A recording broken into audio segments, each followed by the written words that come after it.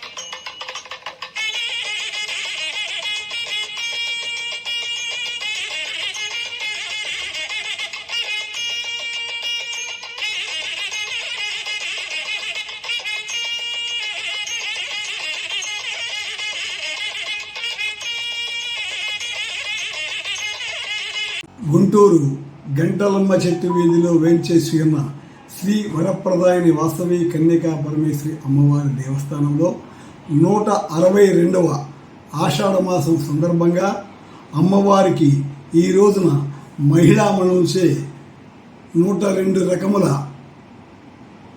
ప్రసాదాలతోటి అమ్మవారికి సారె సమర్పించడం జరిగింది.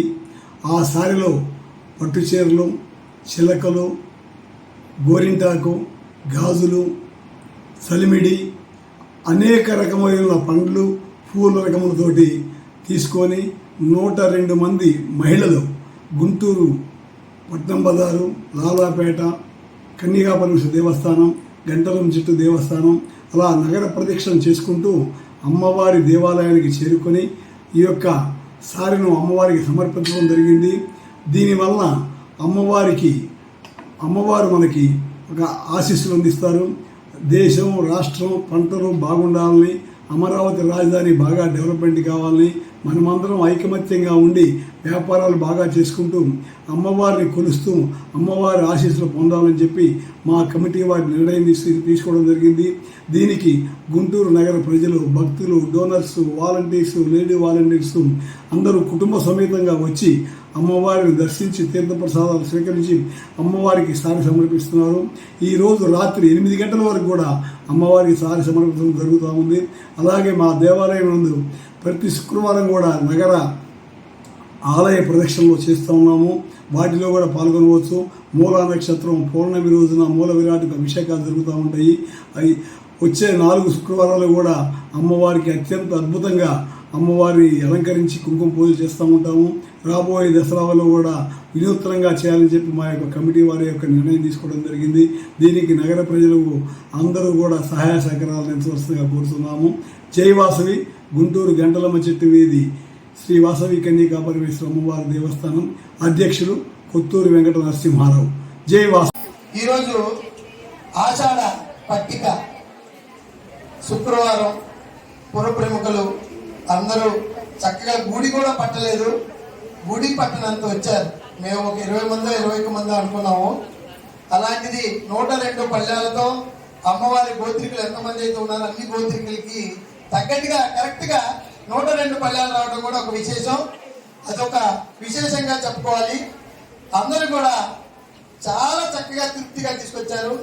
జై వాసవి, జై జై వాసవి.